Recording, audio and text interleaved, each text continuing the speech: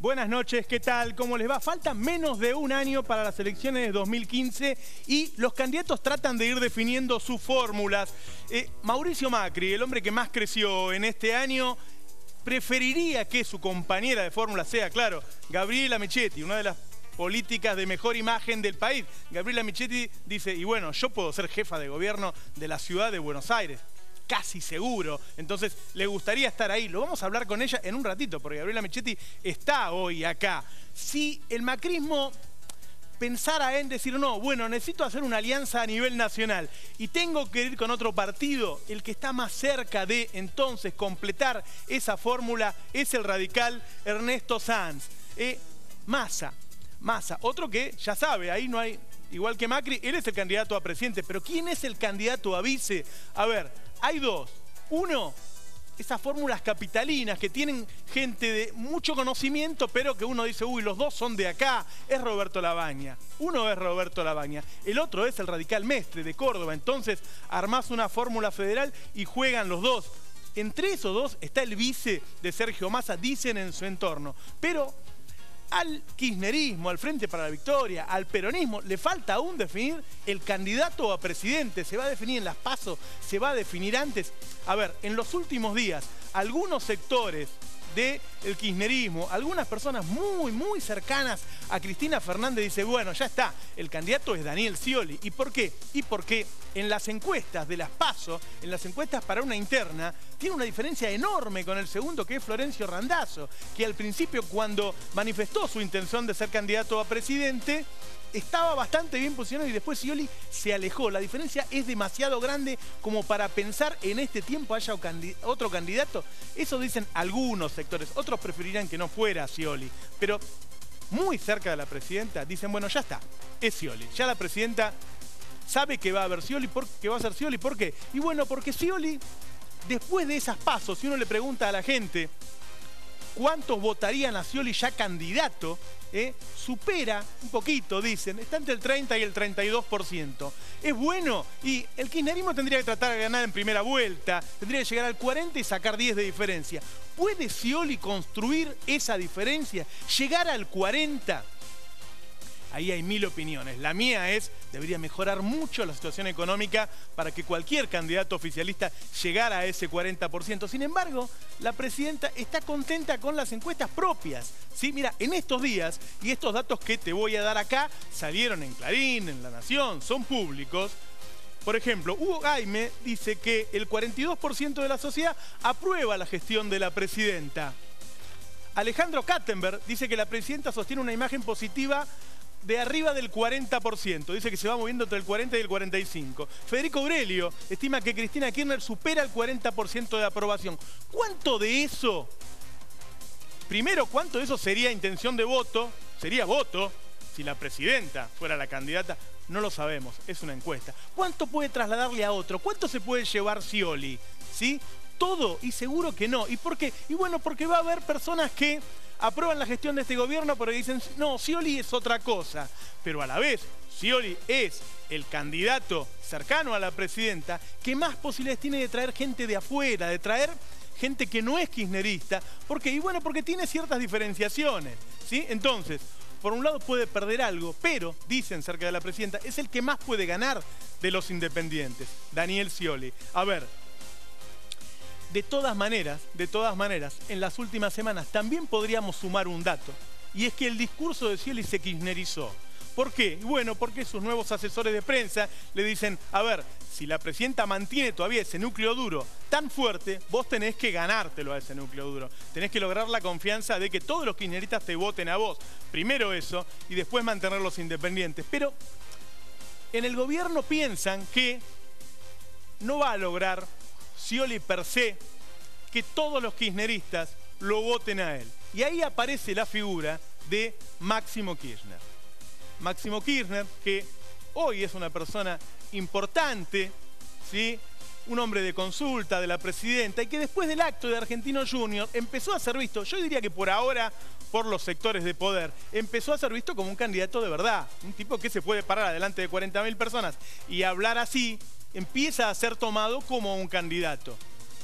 ¿Para qué puesto dicen cerca de la presidenta que sería bueno que fuera candidato, que reforzaría fuertemente esa boleta, que fuera más K esa boleta, para candidato a diputado nacional por la provincia de Buenos Aires, en el número 1.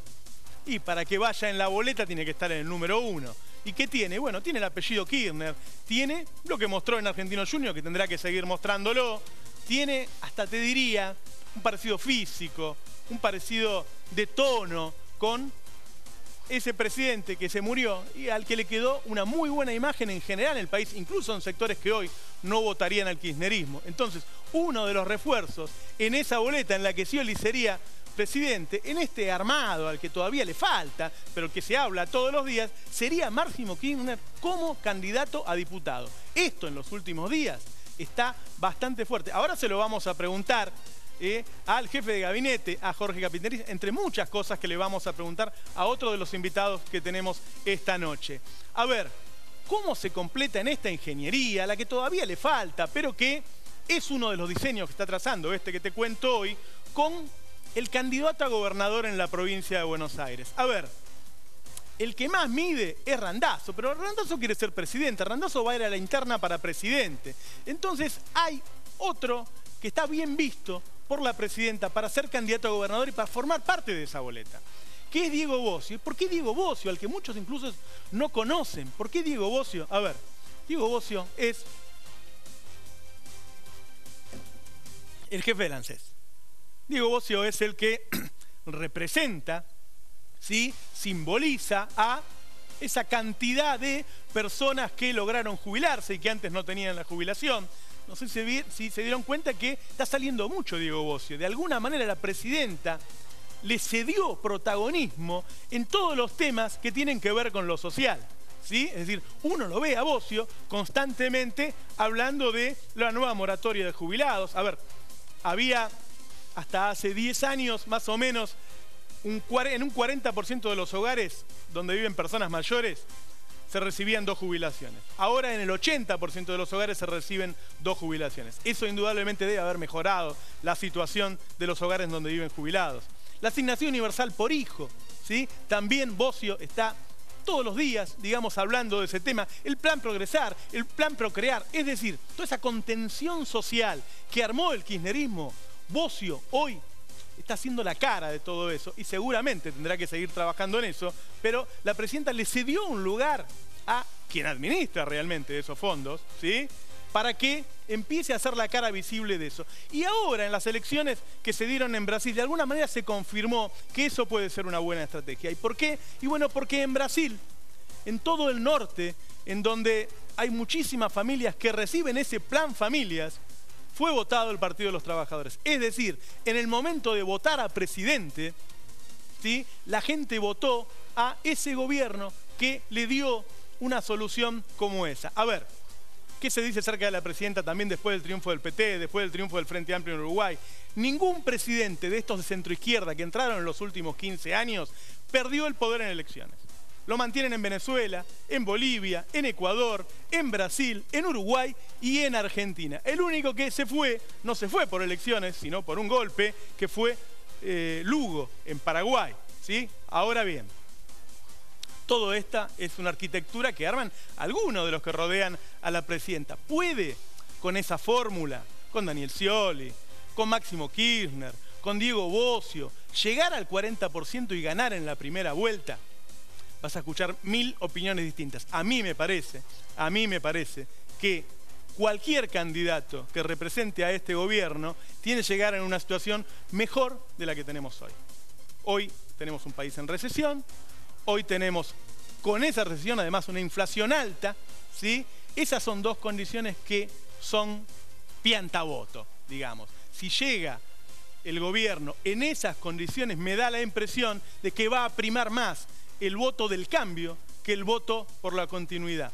Por otra parte, lo mejor para que todos elijamos cómo queremos que sean los próximos años sería que llegara a una situación más o menos regular, digo, no creciendo al 10%, pero tampoco cayendo. ¿Y para qué? ¿Por qué me interesa eso? ¿Por qué me interesa que uno pueda votar más tranquilo?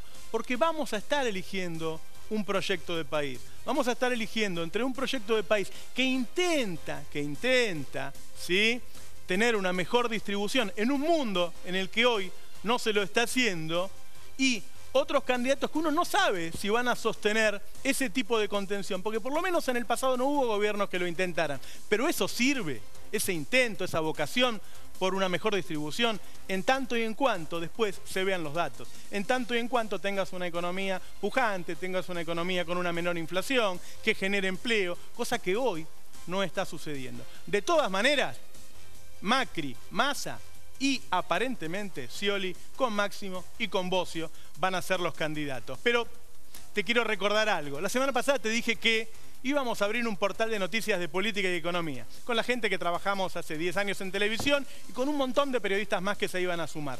Abrió el miércoles. A partir del miércoles el Destape Web está online, ¿sí? Les dijimos que iba a ser un lugar en donde íbamos a hablar desde un lugar que es el lugar de los tipos que quieren un país más justo, mucho más justo aún de lo que es hoy, pero que a la vez queríamos que estuvieran todas las opiniones ahí. Mira, en estos días, ¿quiénes escribieron en el Destape? Aldo Ferrer, Rogelio Frigerio, Ricardo Delgado, Guillermo Nielsen, Roberto Feletti, Federico Sturzenegger, Alejandro Roba, Miguel Peirano, Miguel Bain, Carlos Heller. Es decir, todas las opiniones en un mismo lugar para que vos no pienses ni que vivís en Suiza, ni que vivís en Zambia. Que puedas escuchar todas las opiniones y comparar. Y no quedarte con lo que decimos nosotros, los periodistas de este lugar. La nuestra es la columna vertebral, es cierto, pero que las puedas comparar con todo lo demás para ver si podemos tener en Argentina una idea más o menos razonable de cuál es la realidad y no tener realidades tan distintas a la mañana cuando abrimos los diarios. Eso estamos intentando, esperemos que te guste. Recordá, entrá al destapeweb.com. Ahí nos vamos a encontrar también. Pero ya nos vamos con el jefe de gabinete, con Jorge Capitanich. Buenas noches. Esto es Economía Política.